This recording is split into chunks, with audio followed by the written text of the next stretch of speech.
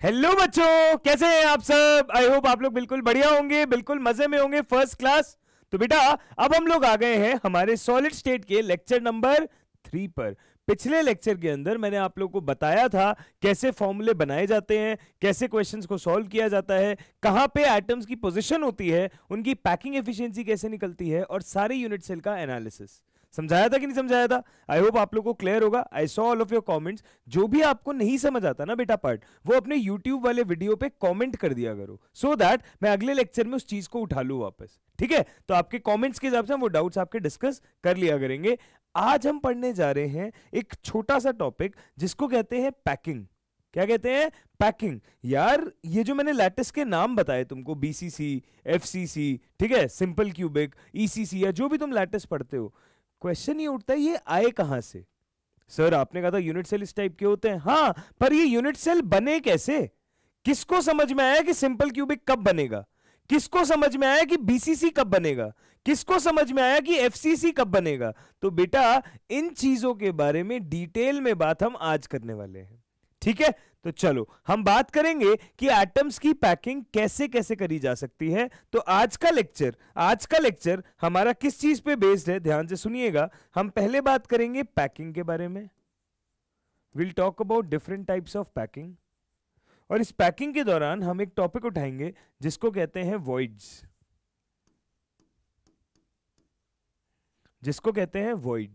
ठीक है, वॉइड्स मतलब खाली जगह है ना। तो कोई भी पैकिंग करोगे तो 100% एफिशिएंट पैकिंग तो कोई होती नहीं है। तो कैसे वॉइड्स आते हैं उनके बारे में चर्चा होगी।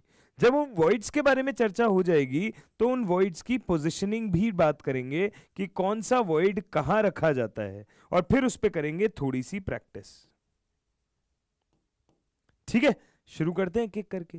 बेटा जी, यदि मैं तुमसे पैकिंग की बात करता हूं तो जो कोई भी स्ट्रक्चर बनता है क्लोज पैक्ड वाला, वो किस तरीके से पैक होता है। तो किसी भी चीज को पैक करने के, क्लोज पैकिंग करने के, हमारे पास 3 तरीके होते हैं। किसी भी स्ट्रक्चर में, किसी भी मटेरियल में जब आप एटम्स को पैक करते हो तो आप 3 तरीके से पैकिंग कर सकते हो। या तो आप कर सकते हो 1 डायमेंशन में, या आप कर सकते हो 2 डायमेंशन में, और या आप कर सकते हो 3 डायमेंशन में।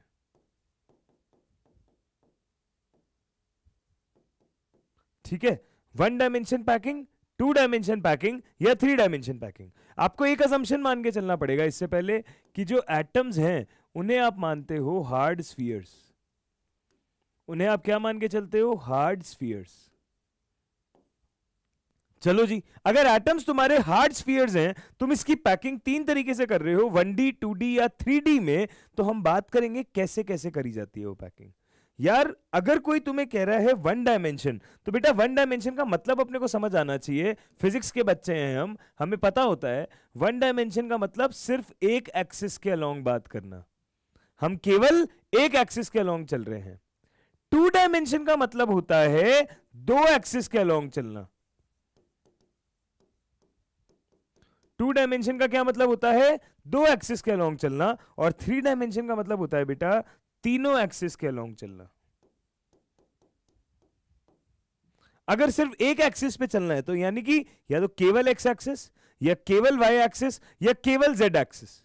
केवल अगर 2 एक्सिस पे चलना है तो या तो एक्स और वाई के बीच, या वाई और जेड के बीच, या जेड और एक्स के बीच। और अगर 3 डायमेंशन पे चलना है तो एक्स, वाई, जेड तीनों को साथ में इनकॉर्पोरेट करना पड़ेगा। क्लियर है? चलिए जी, तो 1 डायमेंशन, 2 डायमेंशन, 3 डायमेंशन पैकिंग की बात हो गई। अगर 1D, 2D, 3D पैकिंग की बात हो गई है तो एक एक करके बात करते हैं कि एटम्स को अलग अलग टाइप की पैकिंग में कैसे अरेंज किया जा सकता है। अगर बच्चे मैं 1 डायमेंशन पैकिंग की बात तुमसे कर रहा हूं तो 1 डायमेंशन का मतलब तुम एटम्स को अरेंज करने वाले हो। Atoms are arranged along one axis only, any one axis only, केवल x एक्सिस, केवल y एक्सिस, या केवल z एक्सिस। ठीक है, जैसे कि ये अगर मैंने माना कि ये मेरी x एक्सिस है, ये मेरी y एक्सिस है, और ये मेरी z एक्सिस है, तो हम बोलेंगे किसी एक एक्सिस के अलोंग अगर आप सारे एटम्स को अरेंज कर दो तो वन डायमेंशन पैकिंग हो गई। और केवल एक डायरेक्शन में अरेंज करने का तरीका तो यही है, एक के बाद एक के बाद एक लगाओ, है ना। जैसे कि हमने बोला ये, देखो अगर केवल एक्स एक्सिस के अलोंग लगाना है तो आपने ऐसे लगा दिया, केवल वाई एक्सिस के अलोंग लगाना है तो आपने ऐसे लगा दिया, और केवल जेड एक्सिस के अलोंग लगाना है तो आपने ऐसे लगा दिया। ठीक है जी, ये आपका हो गया अलोंग एक्स एक्सिस, ये आपका हो गया अलोंग वाई एक्सिस, और ये आपका हो गया अलोंग जेड एक्सिस। ये आपकी पैकिंग हो गई एक डायमेंशन के अंदर केवल एक एक्सिस के अलोंग, राइट। अगर केवल एक एक्सिस के अलोंग हो गई तो बेटा ये आपकी क्लोज पैकिंग है। अच्छा, किस तरीके की पैकिंग हुई है, तो बेटा हम बोलेंगे लीनियर पैकिंग। किस तरीके की पैकिंग हुई है, लीनियर पैकिंग। अगर हम यहां पे बात करें कि किस तरीके का अरेंजमेंट है, कोऑर्डिनेशन नंबर क्या है, तो बेटा कोऑर्डिनेशन नंबर का मतलब होता है किसी एक एटम से एक समय पर कितने एटम्स और टच हो रहे हैं। ठीक है, कोऑर्डिनेशन नंबर का क्या मतलब होता है, किसी एक एटम से एक समय पर कितने एटम्स और टच हो रहे हैं। तो बेटा यहां पे अगर आप ध्यान से देखेंगे तो किसी एक एटम से एक समय पर दो एटम्स ही टच हो रहे हैं। सही बात है, किसी भी एक एटम को उठा लो, एक समय पर उससे दो ही एटम टच हो रहे हैं। अब आप कहेंगे नहीं सर, ये कॉर्नर वालों पे तो एक एक ही टच हो रहा है। तो बेटा हम तो ये इनफाइनाइट चेन मान के चलते हैं ना। अगर ये एक इनफाइनाइट चेन है तो एक के बाद एक, एक के बाद एक, एक के बाद एक, एक के बाद एक चलता ही रहेगा। अगर चलता ही रहेगा तो हम तो ये कहेंगे कि एक इनफाइनाइट लूप है। तो हम बोलेंगे हर समय पे किसी एक से दो ही टच हो रहे हैं एटम्स, तो कोऑर्डिनेशन नंबर क्या हो गया, 2। कोऑर्डिनेशन नंबर क्या हो गया, 2। सही है, समझ आई बात, बहुत बढ़िया। वन डायमेंशन तो आसान था। यदि आपसे कोई बात करे टू डायमेंशनल पैकिंग की,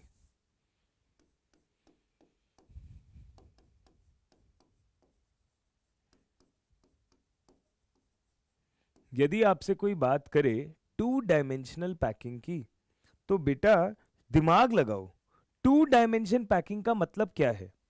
टू डायमेंशन पैकिंग का मतलब है कि आप दो एक्सिस के अलोंग पैकिंग कर रहे हो। अब दो एक्सिस के अलोंग एटम्स को अरेंज कर रहे हो। ठीक है, अगर दो एक्सिस के अलोंग अरेंज कर रहे हो तो हमने एटम्स को अरेंज करना चाहा है, हम ऐसे अरेंज करते हैं, देखना।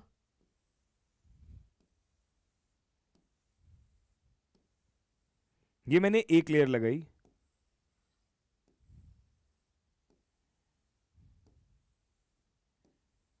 ये मैंने अगली लेयर लगाई,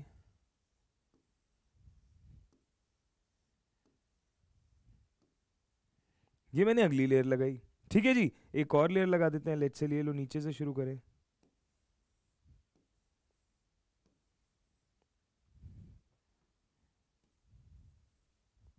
क्लियर है, ध्यान से देखो क्या किया मैंने। ये वन डायमेंशनल वाली लेयर को एक के ऊपर एक के ऊपर एक के ऊपर एक लगा दिया। ऐसे देख लो, वन डायमेंशनल वाली लेयर को एक के पीछे एक के पीछे एक के पीछे एक लगा दिया। अगर बेटा वन डायमेंशनल वाली लेयर को मैंने दो एक्सिस के अलोंग प्रोपगेट किया, एक्स और वाई, तो देखना मेरे पास टू डायमेंशनल पैकिंग आ गई। क्या आ गई? पर क्या ऐसे लगाने का एक ही तरीका है? क्या टू डायमेंशंस में एटम्स को लगाने का एक ही तरीका है क्या ये? नहीं, एक और तरीका है। क्या एक और तरीका है? सुनना ध्यान से। हम बोलेंगे कि जो सेकंड लेयर है उसको कैसे लगाएं। अभी तो हमने फर्स्ट लेयर के एटम्स के एग्जैक्ट ऊपर लगाया, अब सेकंड लेयर को हम कैसे लगाने की बात कर रहे हैं। फर्स्ट लेयर के जो डिप्रेशंस हैं, फर्स्ट लेयर के जो डिप्रेशंस हैं, जो गैप्स हैं, उनमें लगाने की। कहां लगाने की? उनके गैप्स में लगाने की। देखना जरा, एक तरीका ये भी तो है अरेंज करने का, बड़े ध्यान से देखिए। लेटस से बेटा ये मैंने पहली लेयर लगाई, ठीक है। एटम्स का साइज छोटा नीचे बड़ा हो सकता है, आप ये समझो। पहली लेयर लगाई, अब मैं दूसरी लेयर कैसे लगा रहा हूं, ये जो बीच में खाली जगह है ना, इस पे लगा रहा हूं ऐसे। 1 2 3 4 5। सही है, फिर से डिप्रेशन में लगाते हैं, फिर से डिप्रेशन में लगाते हैं। तो देखना इधर 1 2 3 4 5। सॉरी, ठीक है जी। ये अगली लेयर लगी, एक और लेयर लगाते हैं, फिर से डिप्रेशन में लगाएंगे, 1 2 3 4 5। क्लियर है? कोई दिक्कत, कोई समस्या, कोई परेशानी नहीं है? ये थोड़ा रफ डायग्राम है, मैं तुम्हें प्रॉपर डायग्राम्स भी दिखाऊंगा, पर अभी मैं क्या समझाना चाह रहा हूं, क्या इसके अलावा कोई और तरीका है क्या ऐसे लेयर बाय लेयर एटम्स को लगाने का? ये भी भाई तुम्हारी ये एक्स एक्सिस हो गई और ये तुम्हारी वाई एक्सिस हो गई। तो दो तरीके होते हैं। एक तो आपने क्या बोला, एटम की लेयर्स को स्टैक कर दिया वन अबव द अदर, ये क्या था, अरेंजमेंट नंबर 1। ये हमने बोला टाइप 1, जहां हमने क्या करी, stacking of layers one above the other.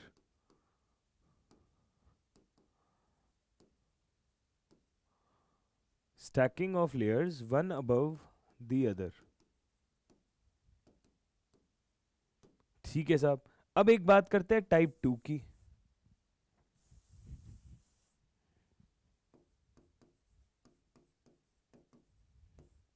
यहां पे हम क्या कर रहे हैं, स्टैकिंग नेक्स्ट लेयर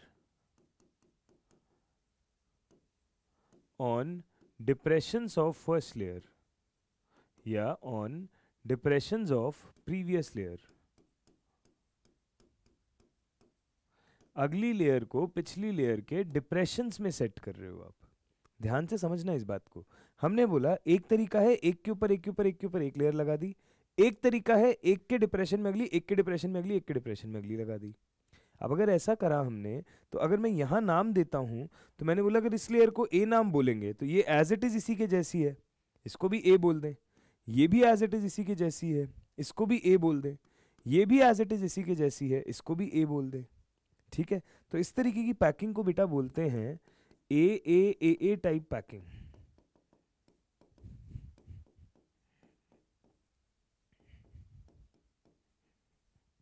अच्छा, यहां बात करते हैं बेटा, ये लेयर अगर ए है तो ये लेयर सेम नहीं है, क्योंकि ये इसके डिप्रेशन में फिट है, थोड़ा एटम्स आगे की तरफ हैं। फिर ये लेयर तीसरी लेयर है, ये बिल्कुल पहले जैसी है दिखने में, क्योंकि एटम सेम ओरिएंटेशन में है। और ये जो चौथी लेयर है दूसरी वाले के साथ सेम ओरिएंटेशन में है। तो हम बोलेंगे ये कैसी पैकिंग हो गई, ए बी टाइप पैकिंग।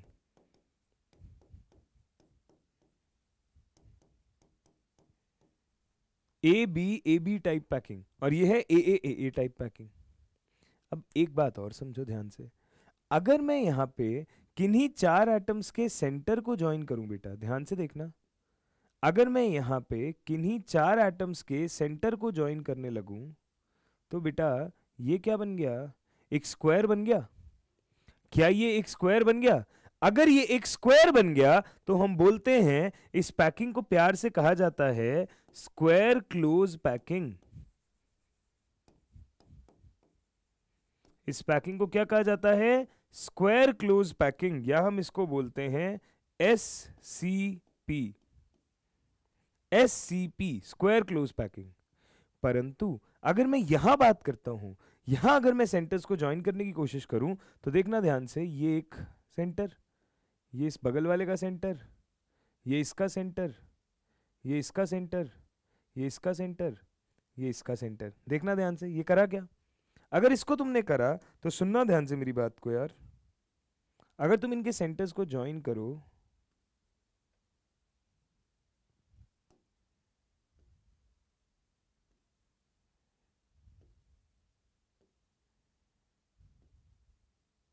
तो ये क्या बन गया, ये हमारे पास में जो बना, ये क्या बना, एक हेक्सागन बना क्या बेटा? अगर सारे सेंटर्स को ज्वाइन किया, तुम कहीं भी करो, यही मत करो, यहां क्या कर लो, कहीं भी करोगे हेक्सागन बना। अगर हेक्सागन बना तो ये क्या हुआ, हेक्सागनल क्लोज पैकिंग।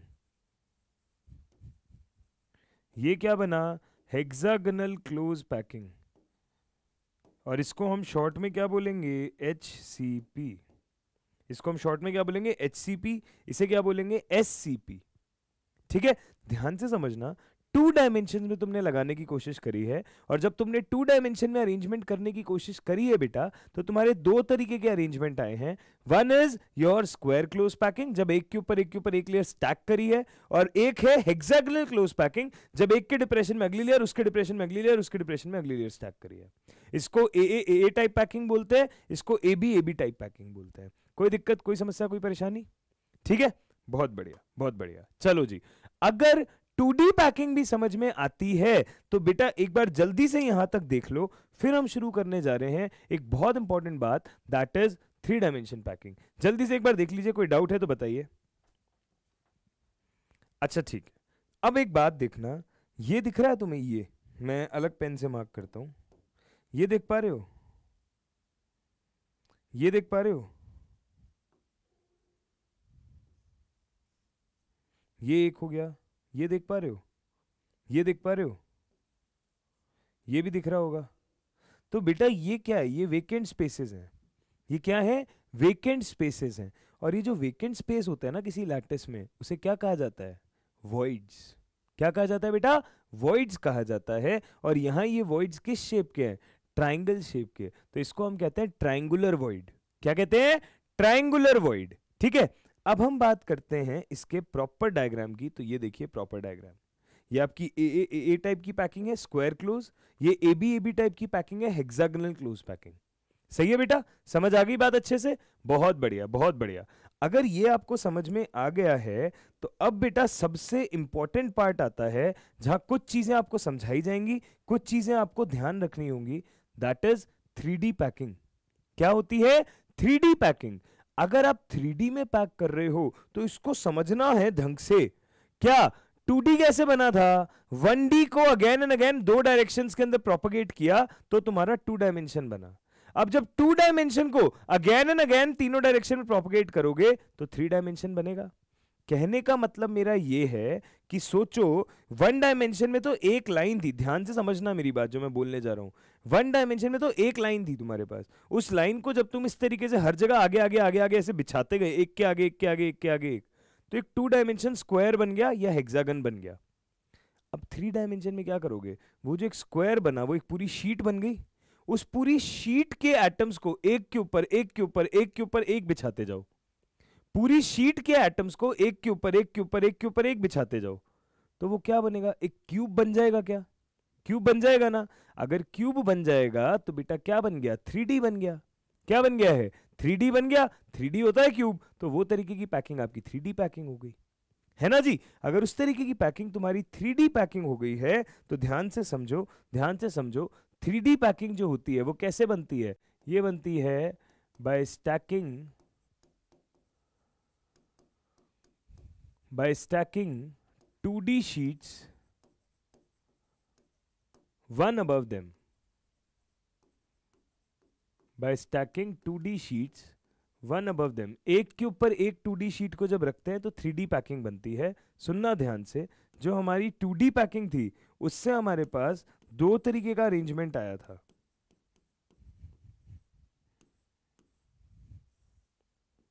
जो 2D पैकिंग थी उससे हमारे पास 2 तरीके का अरेंजमेंट आया था। एक था स्क्वायर क्लोज पैकिंग,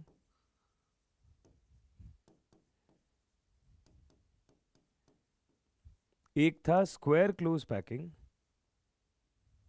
और एक था हेक्सागोनल क्लोज पैकिंग। ये 2D की बातें हैं। दोनों में कोऑर्डिनेशन नंबर बता सकते हो क्या? 2D में दोनों में कोऑर्डिनेशन नंबर बता सकते हो क्या? कोऑर्डिनेशन नंबर क्या होता है? कितने एटम्स डायरेक्टली टच कर रहे हैं। स्क्वायर क्लोज पैकिंग में आप देखोगे किसी एक एटम से 4 एटम्स लगातार टच कर रहे हैं, इसीलिए तो स्क्वायर बन रहा है। तो यानी कि यहां तो कोऑर्डिनेशन नंबर है 4। और हेक्सागन में आप देखोगे किसी एक एटम से एक टाइम पर 6 एटम्स टच कर रहे हैं, तो यहां कोऑर्डिनेशन नंबर क्या आएगा? 6।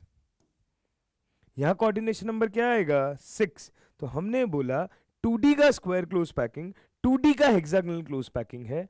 अब अगर मैं यहां से 3D में जंप कर रहा हूं, अगर बेटा अब मैं यहां से 3D में जंप कर रहा हूं तो मेरे पास 2 तरीके के अरेंजमेंट संभव हैं।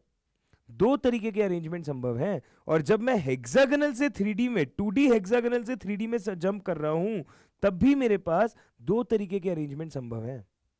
ध्यान से सुनना मेरी बातों को। जब मैं स्क्वायर क्लोज पैकिंग 2D वाली इसको 3D में लेके जा रहा हूं तो दो तरीके की पैकिंग्स हो सकती हैं। और जब हेक्सागोनल वाले 3D को हेक्सागोनल वाले 2D को 3D में लेके जा रहा हूं तब भी दो तरीके की पैकिंग संभव है। कैसे संभव है? सुनना मेरी बात ध्यान से। जो स्क्वायर क्लोज पैकिंग होती है 2D वाली, अगर इसको 3D में ले जा रहे हैं हम तो होगा क्या? समझो ध्यान से। वो एक शीट है जिसपे एटम्स ही एटम्स हैं। अब तुम उस शीट के ऊपर अगली शीट रखोगे तो दो तरीके हैं ना बेटा। एक तरीका तो ये है कि एज इट इज उसके एटम्स के ऊपर ही अगले एटम्स रख दो, और एक तरीका ये है पहली वाली शीट के बीच में जो गैप्स हैं उनके अंदर अगली शीट रख दो। नहीं समझे बात? देखो ध्यान से, हम बताते हैं आपको, सुनना ध्यान से। सपोज करो ये तुम्हारी पहली शीट है और इसके अंदर एटम्स ऐसे रखे हुए हैं।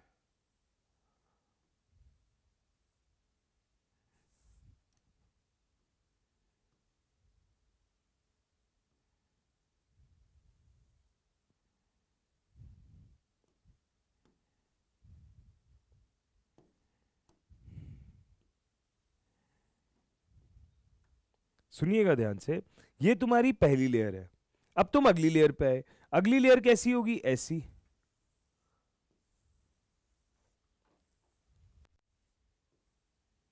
अगली लेयर कैसी होगी? ऐसी। अच्छा, उसकी अगली लेयर कैसी होगी? ऐसी। अच्छा, उसकी अगली लेयर कैसी होगी? ऐसी। ओके, और उसकी अगली लेयर कैसी होगी? ऐसी। एक रफ डायग्राम से अगर मैं समझाने की कोशिश करूं, अब बेटा ये पहली शीट है, तुम इसके ऊपर अगर अगली शीट बिछाओगे, सोचो इस एज इट इज शीट पे अगली शीट बिछाओगे, दो तरीके हैं।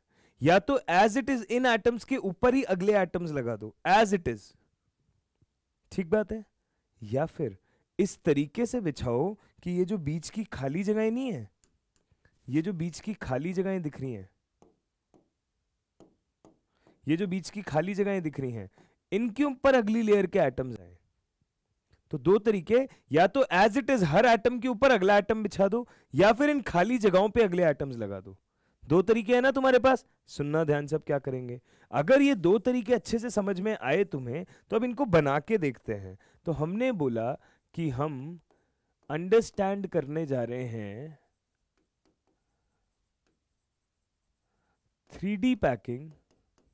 हम अंडरस्टैंड करने जा रहे हैं 3D packing from 2D square close packing. From 2D square close packing. Clear है? कैसा होगा ये? समझिएगा ध्यान से। 2D स्क्वायर क्लोज पैकिंग कैसा होगा ये देखना ध्यान से। हमने बोला ये तुम्हारी पहली लेयर, अगर हम बिछी हुई दिखाएं यहां पे, समझिएगा, थोड़ा सा सही से डायग्राम बनाने की कोशिश करते हैं।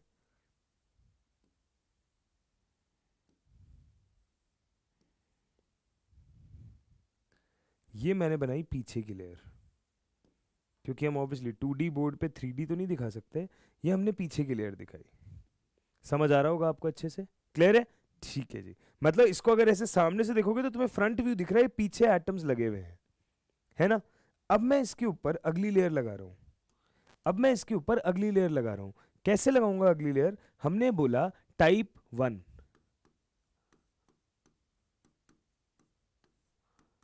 टाइप 1 कैसा होगा? टाइप 1 जब हम एग्जैक्ट हर एटम के ऊपर अगला एटम लगाएंगे। अगर एग्जैक्ट हर एटम के ऊपर अगला एटम लगाएंगे तो ये तुम्हारा पहला, ये इसके ऊपर अगला, ये इसके ऊपर अगला, ये इसके ऊपर अगला, ये इसके ऊपर अगला, और ये हो गए इसके पीछे वाले।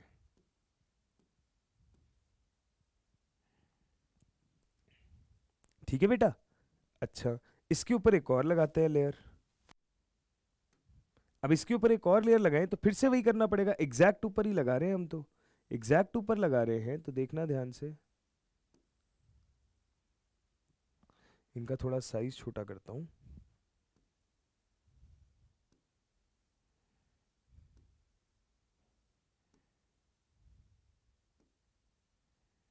ठीक है, ये अगली लेयर आई।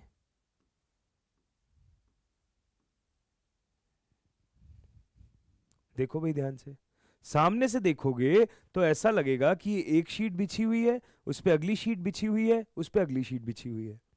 एक शीट और बना लेते हैं, एक लेयर और बना लेते हैं। देखो ध्यान से, ये पहला, ये दूसरा, ये तीसरा, ये चौथा, ये पांचवा, और ये इसके पीछे वाले एटम्स, ये इसके पीछे वाले एटम्स। ध्यान से देखिए, ठीक है। अब हमने क्या बोला, हमने ये बोला कि आपने अगर एक लेयर पे अगली लेयर, एक लेयर पे अगली लेयर और एक लेयर पे अगली लेयर लगाने की कोशिश करी है तो ये किस तरीके का लैटिस बन के आया है। अल्टीमेटली अगर सबके सेंटर ज्वाइन करोगे तो क्या बनेगा, 2 डायमेंशन में स्क्वायर बन रहा था क्योंकि 2 डायमेंशनल शीट थी। ये 3 डायमेंशनल है। अगर 3 डायमेंशनल है तो ध्यान से अगर आप देखने की कोशिश करेंगे तो आप देखो तो आप ये बोल सकते हो क्या, ये आगे वाले का एटम का सेंटर, ये पीछे वाले एटम का सेंटर, ये आगे वाले एटम का सेंटर, ये पीछे वाले एटम का सेंटर। ओके, अच्छा, ये आगे वाले एटम का सेंटर, ये पीछे वाले एटम का सेंटर, ये आगे वाले एटम का सेंटर, ये पीछे वाले एटम का सेंटर। कोई दिक्कत नहीं, ठीक। ये ऐसे ज्वाइन किया, अच्छा, ये ऐसे ज्वाइन किया और इनको अब ऐसे ज्वाइन किया। 3 डायमेंशन में तो ऐसे ही चेक करना होगा।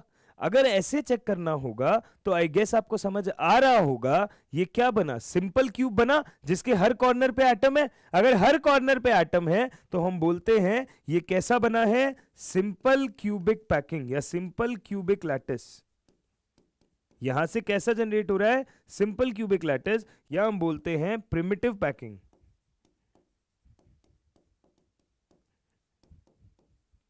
तो बेटा जी 3 डायमेंशन में जब स्क्वायर क्लोज पैकिंग का टाइप 1 लेते हैं, एक के ऊपर एक के ऊपर एक लेयर स्टैक करते हैं तो सिंपल क्यूबिक लैटिस जनरेट होता है। और इस तरीके की पैकिंग को 3D में क्या कहते हैं, इस तरीके की पैकिंग को 3D में कहते हैं ए टाइप पैकिंग, क्योंकि तुम देखो एज इट इज एक के ऊपर एक कवर हो रहा है।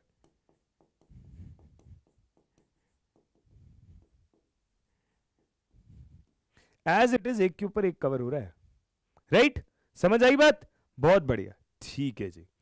अब मैंने क्या किया, मैंने बनाया टाइप 2।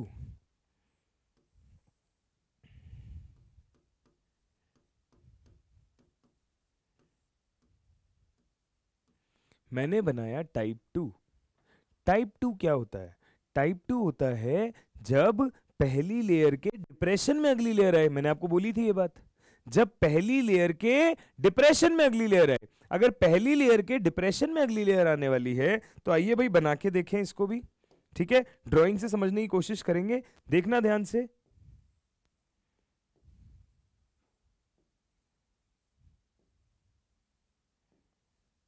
लेट अस अज्यूम ये आपकी पहली लेयर है, ठीक है?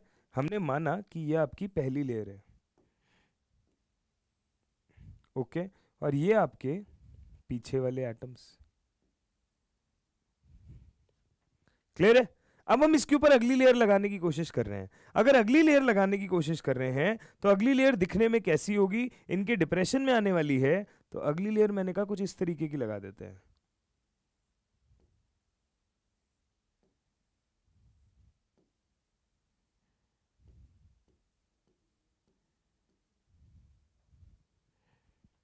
ठीक है साहब? अच्छा, अब अगली लेयर लगाते हैं।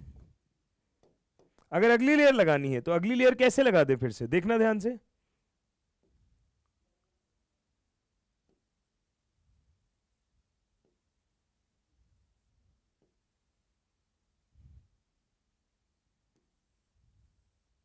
ओके, अच्छा,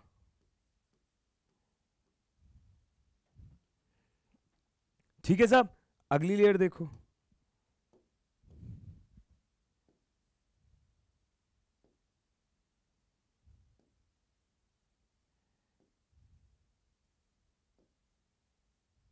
और ये आ गया उनके पीछे के एटम्स। इस तरीके से अपने डिप्रेशन में लगाया। बेटा अब की बारी नोटिस करना, यदि मैं अब की बारी सेंटर ज्वाइन करने की कोशिश करूं तो ये पहला एटम, ये इसके पीछे वाला एटम, ये पहला एटम, ये इसके पीछे वाला एटम। अब अगर मुझे इसी सीक्वेंस में अगला लगाना है तो ये पहला एटम, ये इसके पीछे वाला एटम, ये पहला एटम, ये इसके पीछे वाला एटम। कुछ देख पा रहे हो? बीच में ये जो एटम है ये ढंग से बीच में घुस रहा है इसके, है ना? यहाँ तो क्या था, सीक्वेंस में था, तो मैंने अगले से अगले वाले को ही ज्वाइन कर दिया। यहाँ अगले से अगला कैसे ज्वाइन करूँ? ये लेयर ही थोड़ी सी डिसोरिएंटेड है, हम तो सेम अलाइनमेंट वालों को ज्वाइन करेंगे ना। अगर सेम अलाइनमेंट वालों को ज्वाइन करेंगे तो देखना जरा, ये बनी एक लेयर, मतलब लेयर क्या, ये आपने इनको ऐसे कंबाइन किया, इसको ऐसे कंबाइन किया, ये आपकी ऐसे कंबाइन हुई, ये ऐसे, ये ऐसे और ये ऐसे। कुछ देख पा रहे हो? मुझे ये समझ में आ रहा है कि ये ऊपर वाले 4 एटम्स और ये नीचे वाले 4 एटम्स तो हैं ही, बीच में ये येलो वाला एटम पूरा सेंटर में कवर हो रहा है लैटिस के। ये जो येलो वाला एटम है बीच में, ये पूरा सेंटर में कवर हो रहा है लैटिस के। तो बेटा ये कैसा लैटिस बन गया? हम बोलेंगे ये बन गया बॉडी सेंटर्ड क्यूबिक लैटिस। ये बन गया बॉडी सेंटर्ड क्यूबिक लैटिस, ठीक है? बॉडी सेंटर्ड क्यूबिक लैटिस, या फिर इसको हम क्या बोलेंगे? BCC lattice. अच्छा, ये आपकी कैसी पैकिंग हो गई? ए, ये अगली लेयर बी, ये अगली लेयर ये अगली लेयर बी, तो हम बोलेंगे ये आपकी हो गई ए बी टाइप पैकिंग।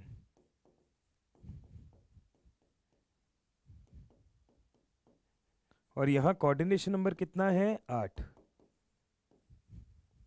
यहां कोऑर्डिनेशन नंबर कितना है? 6। अब यहां कोऑर्डिनेशन नंबर 6 कैसे और यहां 8 कैसे है? बेटा यहां 8 तो समझ आ रहा है, ये जो बीच वाला एटम है ऊपर वाले 4 और नीचे वाले व्हाइट वाले 4 से घिरा हुआ है, परंतु यहां 6 कैसे आ रहा है? क्योंकि बेटा कोई भी एक एटम है, वो देख लो, कोई भी एक एटम जो है वो 6 से घिरा हुआ है डायरेक्टली, सही है? तो सिंपल क्यूबिक में हमें पता भी था कोऑर्डिनेशन नंबर 6 होता है, और यहां कोऑर्डिनेशन नंबर 8 आ गया। तो मैंने तुम्हें कहा था ना, ये सिंपल क्यूबिक, ये बीसीसी, ये एफसीसी, ये सब आए कहां से? तो सिंपल क्यूबिक लैटिस कैसे बना है? स्क्वायर क्लोज पैकिंग का 3D अरेंजमेंट ए टाइप जब करोगे तो सिंपल क्यूबिक का जनरेशन होगा, और इसी तरीके से जब स्क्वायर क्लोज पैकिंग का 3D अरेंजमेंट ए बी टाइप के हिसाब से करोगे तो ये बनेगा। सही है? समझ आ गई बात? बहुत बढ़िया, ठीक है साहब। अब हम बात करते हैं, ये देखो, ये इसने तुम्हें सिंपल क्यूबिक बना के भी दिखाया है ना? इसने सिर्फ सिंपल क्यूबिक बनाया, मैंने तुम्हें सिंपल क्यूबिक बीसीसी दोनों बता दिए। अब अगर हम बात करें कि भैया 3D पैकिंग कैसे बनेगी, अगर हम बात करें 3D पैकिंग हेक्सागोनल से कैसे बनेगी, ये तो 3D तुमने स्क्वायर क्लोज में समझ लिया, अब अगर हेक्सागन से समझना है तो क्या होगा? तो आओ पहले तो इसको फिल कर दें। हम बोलते हैं एक ए टाइप पैकिंग बनती है, जिसको आप सिंपल क्यूबिक लैटिस का जनरेशन बोलते हो। एक आपकी ए बी टाइप पैकिंग बनती है, जिसको आप बीसीसी का जनरेशन बोलते हो।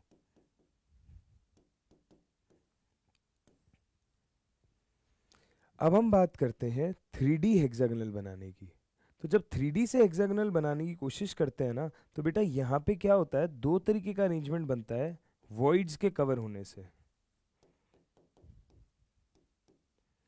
2 तरीके का अरेंजमेंट बनता है वॉइड्स के कवर होने से, ये आप ध्यान रखें तो बढ़िया रहेगा आपके लिए। जब टेट्राहेड्रल वॉइड्स कवर होते हैं तो HCP लैटिस बनता है, और जब ऑक्टाहेड्रल वॉइड्स कवर का होते हैं तो आप बोलते हो FCC लैटिस बनता है। अब ये टेट्राहेड्रल वॉइड्स और ऑक्टाहेड्रल वॉइड्स होते क्या हैं ये समझना है ना? आओ बात करें। यदि हम 3D में बात करें हेक्सागोनल वाले की, तो बेटा हेक्सागोनल समझना ही बड़ा डिफिकल्ट है, क्योंकि तुम सोचो 2D का हेक्सागन ही कितना अजीब था, एक के डिप्रेशन में अगली लेयर। 2D का स्क्वायर तो समझ आ रहा था, हम इमेजिन भी कर पाए, 2D का हेक्सागन तो बड़ा डिफिकल्ट था, यही ऐसा था। अब इस पे अगली लेयर जो तुम लगाने आओगे, जब इस पे अगली लेयर बिछाने आओगे तो कैसे बैठेगी वो लेयर? ये एक शीट है, इसके ऊपर अगली शीट बिछाने आओगे तो क्या होगा? तो बेटा जब अगली शीट बिछाने आओगे ना, तो 2 तरीके की चीजें यहां पे नई बनेंगी। देखना, तो जब अगली शीट बिछाने आओगे ना तो 2 तरीके की चीजें बनेंगी, या तो एटम्स यहां बिछेंगे, ठीक है, या फिर तुम्हारा ऐसा होगा कि एटम्स यहां बिछेंगे। देखना ध्यान से मैंने क्या बोला। या तो ऐसा होगा कि 3 पे एक ही आके बैठा होगा, ये ऐसा होगा, इन तीन पे उल्टे तीन आके बैठे होंगे। ध्यान से समझो मेरी बात, मैंने क्या बोलने की कोशिश करी है। 2D में जब इसमें 2D वाले हेक्सागोनल क्लोज पैकिंग की एक शीट पे अगली शीट को बिछाओगे तो 3D में दो तरीके के पॉसिबल केसेस होते हैं, इसको ध्यान रखना। या तो तीन पे कोई एक आके बैठेगा, या पहले ऐसे वाले तीन पे उल्टे ऐसे तीन आके बैठेंगे, ठीक है। इनकी वजह से जो खाली जगहें बनेंगी उन्हें कहते हैं नए टाइप के वॉइड्स। कैसे होते हैं वॉइड्स, देखो मैंने पहली लेयर पे जब सेकंड लेयर को बिछाया तो दो तरीके के अरेंजमेंट बने। एक तो ये बना कि जब पहले तीन के ऊपर एक आके बैठा और उसकी वजह से एक खाली जगह बनी, और एक ये बना जब पहले तीन पे ये अगले तीन आके बैठे, ये पुराने तीन थे उस पे तीन आके बैठे और ये वाली जगह बनी, इसको ऑक्टाहेड्रन बोला।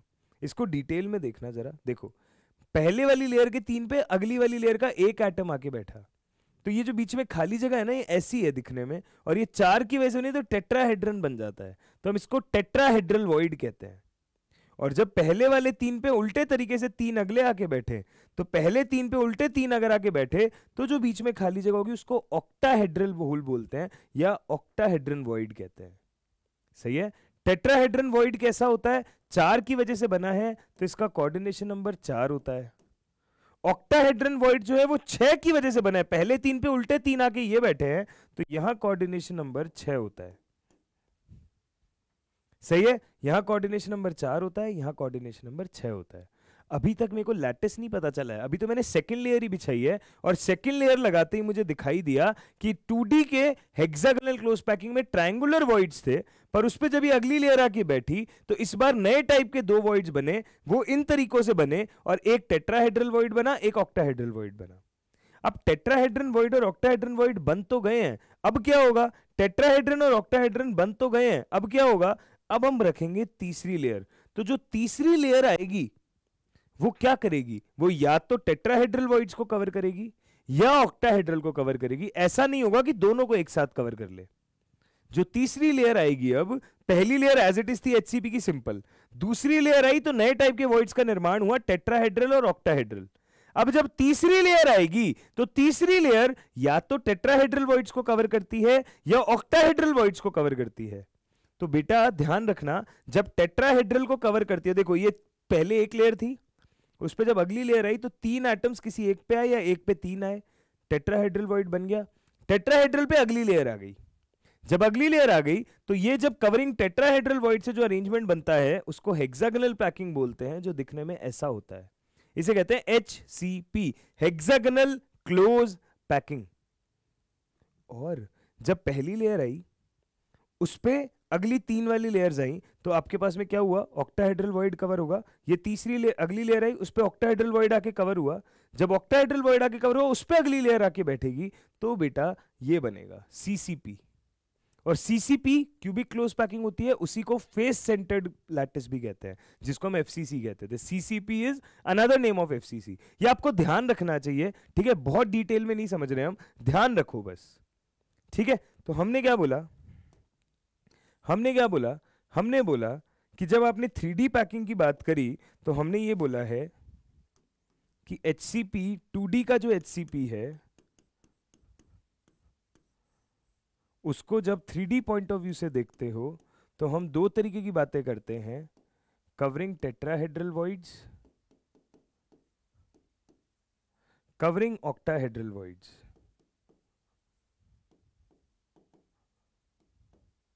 जब टेट्राहेड्रल वॉइड्स को कवर करते हैं तो हमारा HCP लैटिस बनता है, और इस पैकिंग को कहते हैं AB पैकिंग।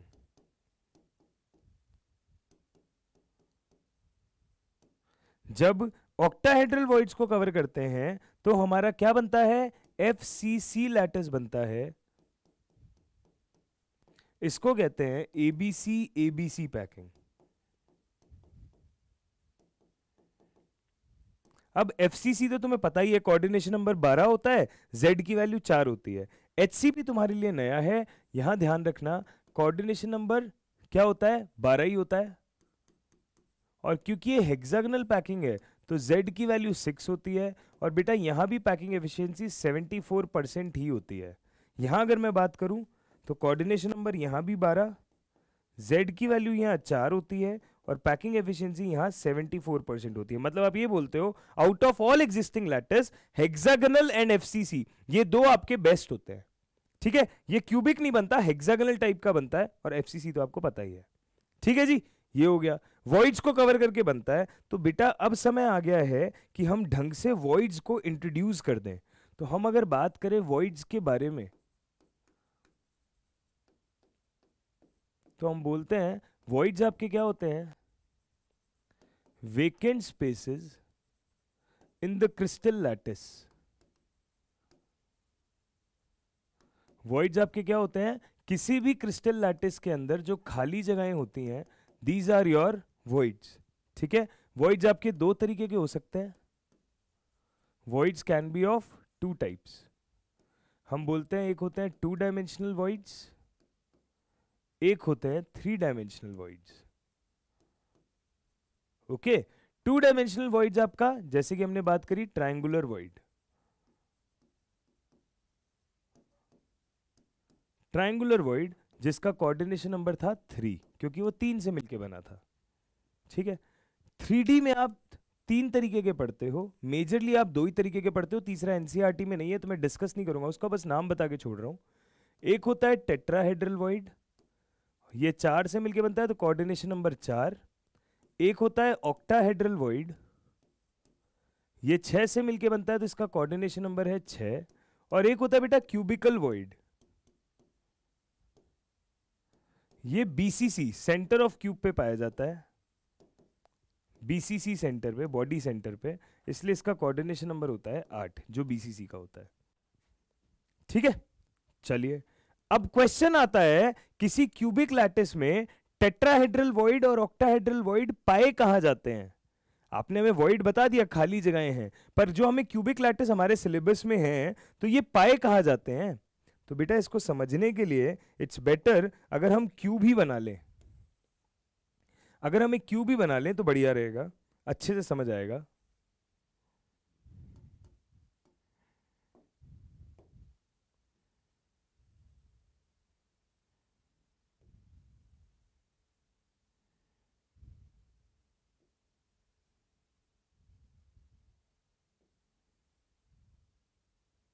ठीक है जी, ये बना ओके। बेटा अब ना आपको ध्यान से समझना होगा कि आपके एटम्स कौन हैं, आपके टेट्राहेड्रल वॉइड कहाँ हैं और आपके ऑक्टाहेड्रल वॉइड कहाँ हैं।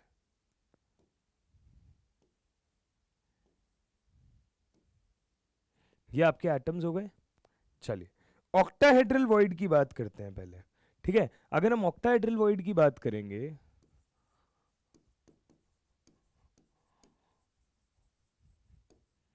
तो उसको हम ग्रीन कलर से दिखा रहे हैं।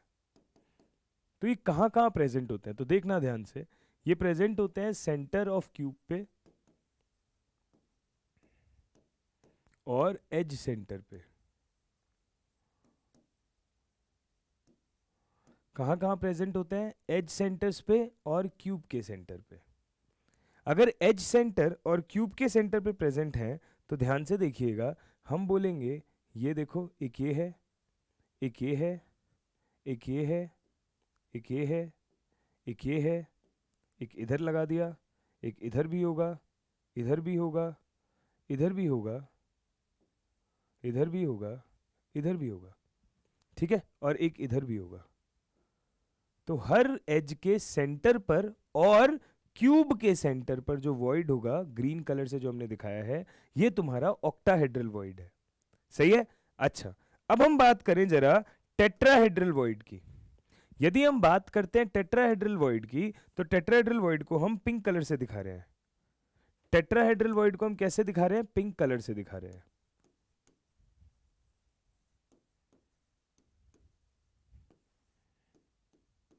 तो टेट्राहेड्रल वॉइड कहां होता है, आप बोलते हो 2 tetrahedral voids are present, 2 tetrahedral voids are present at each body diagonal।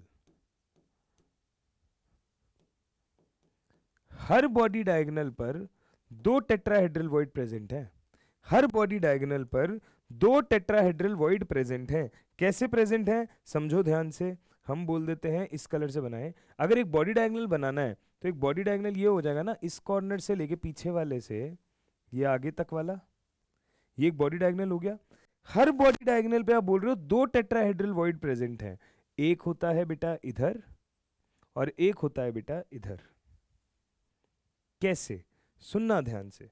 अगर आप बात करते हो एक पे दो प्रेजेंट है, टोटल 4 बॉडी डायगोनल है, 8 टेट्राहेड्रल वॉइड हो जाएंगे। हम सीसीपी की बात कर रहे हैं। चलो देखो ध्यान से, डिस्टेंसेस सेंटर ऑफ क्यूब पे प्रेजेंट है तो आप बोलोगे कॉर्नर से √3a/2 डिस्टेंस पे प्रेजेंट है, क्योंकि पूरे बॉडी डायगोनल की लेंथ √3a है। कॉर्नर से अगर आप बात करोगे यहाँ पे √3a डिस्टेंस बाय 2 डिस्टेंस हो जाएगा, राइट, क्योंकि टोटल डिस्टेंस √3 है तो मिड पॉइंट पे है ना। एक डिस्टेंस ये भी है कॉर्नर से a/2 डिस्टेंस, क्योंकि पूरा डिस्टेंस तो a होता है, उसका आधा a/2 हो जाएगा। तो ऑक्टाहेड्रल वॉइड दो पोजीशंस पे लोकेटेड होते हैं, एक तो कॉर्नर से a/2 डिस्टेंस पे, एक √3a/2 डिस्टेंस पे। पर अगर आप टेट्राहेड्रल वॉइड की बात करेंगे तो टेट्राहेड्रल वॉइड जो है वो कहां प्रेजेंट है? ये बेटा इतने का भी मिड पॉइंट है, इतने का भी मिड पॉइंट है। लग नहीं रहा है ड्रॉ करने में, बट एक्चुअली तो बेटा हम बोलते हैं ये आपका कॉर्नर से √3a/4 डिस्टेंस पे है। दोनों साइड, दोनों साइड कॉर्नर से कितने डिस्टेंस पे है? √3a/4 डिस्टेंस पे है। ठीक है साहब, ये भी √3a/4, ये भी √3a/4। कोई दिक्कत नहीं? बहुत बढ़िया, ये समझ में आया, ये समझ में आया। ठीक है साहब, टेट्राहेड्रल और ऑक्टाहेड्रल की लोकेशन तो समझ में आ गई। अब एक इंपॉर्टेंट बात सुनो, कभी कभी क्वेश्चन आता है कि कितने टेट्राहेड्रल वॉइड हैं किसी लैटिस में, कितने ऑक्टाहेड्रल वॉइड है किसी लैटिस में। तो हम बोलते हैं if there are n atoms in a cubic lattice, किसी क्यूबिक लैटिस में यदि n एटम्स हैं, जैसे FCC में आप बोलते हो 4 एटम्स होते हैं, Z की वैल्यू 4 होती है ना, वही n है, तो आप बोलोगे कि आपके नंबर ऑफ ऑक्टाहेड्रल वॉइड्स कितने होंगे? n, और आपके नंबर ऑफ टेट्राहेड्रल वॉइड्स कितने होंगे? 2n। ऑक्टाहेड्रल वॉइड्स तो n हो जाएंगे, टेट्राहेड्रल वॉइड्स 2n हो जाएंगे। सही है। फॉर एग्जाम्पल अगर मैंने बोला FCC क्रिस्टल है तो आपको पता है Z की वैल्यू n की वैल्यू 4 होती है, तो आप बोलोगे ऑक्टाहेड्रल वॉइड तो 4 हो जाएंगे और टेट्राहेड्रल वॉइड 8 हो जाएंगे। सही है, ऑक्टाहेड्रल वॉइड 4 हो जाएंगे, टेट्राहेड्रल वॉइड 8 हो जाएंगे। ठीक है, तो ये आपको ध्यान रखना होता है। इसी पे क्वेश्चंस आते हैं, इस पे क्वेश्चंस आते हैं। कैसे क्वेश्चंस आते हैं? चलिए प्रैक्टिस शुरू करते हैं। तब तक आप लोग ध्यान से देख लीजिए मैंने अभी तक क्या पढ़ाया है। मैं आपको एक क्वेश्चन करवाता हूं, ध्यान से देख लो अभी तक हमने क्या पढ़ा है, सो दैट अब हम क्वेश्चंस को प्रैक्टिस सही से कर पाए। ठीक है,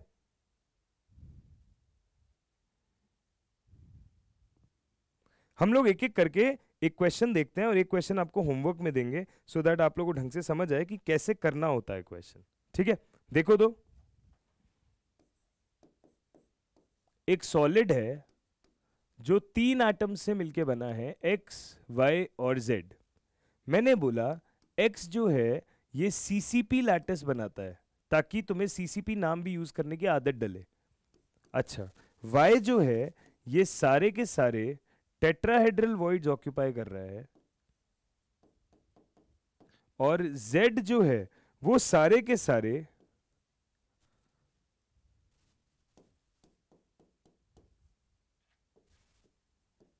ऑक्टाहेड्रल वॉइड ऑक्यूपाई कर रहा है। आपको फॉर्मूला बताना है, बताओ बेटा कैसे बताओगे?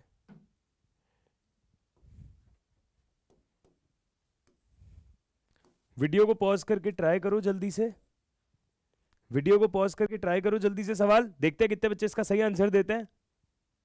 देखना बेटा ध्यान से, अगर x CCP लैटिस बनाता है तो एक यूनिट सेल में 4 x के एटम्स होंगे, राइट?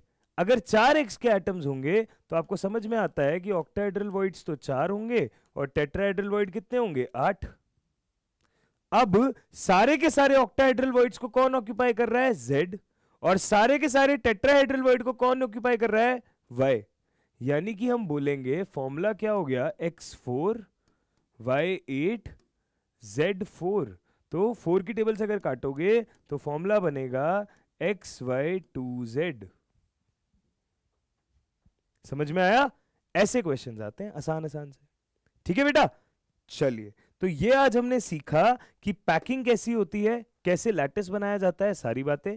अगले लेक्चर में हम बात करेंगे डिफेक्ट्स की और इस चैप्टर को करेंगे क्लोज। अब बेटा ये चैप्टर मैंने इतना डिटेल में इसलिए लिया क्योंकि तुमने स्कूल में नहीं पढ़ा था, पर जो जो चैप्टर्स तुमने स्कूल में पढ़े हैं उनमें मैं सिर्फ प्रैक्टिस सेशन लूंगा और प्रैक्टिस में क्वेश्चंस के साथ साथ हम कॉन्सेप्ट्स को डिस्कस किया करेंगे। ठीक है, विल टेक गुड 5-10 क्वेश्चंस और उसी के थ्रू हम कॉन्सेप्ट समझते हुए चलेंगे। और फिर जब कोई ऐसा चैप्टर आएगा जो तुमने बोर्ड में नहीं पढ़ा हुआ है वो हम उसको वापस ऐसे डिटेल में पढ़ेंगे। ठीक है बेटा, तब तक के लिए thank you so much, take care, have a great day.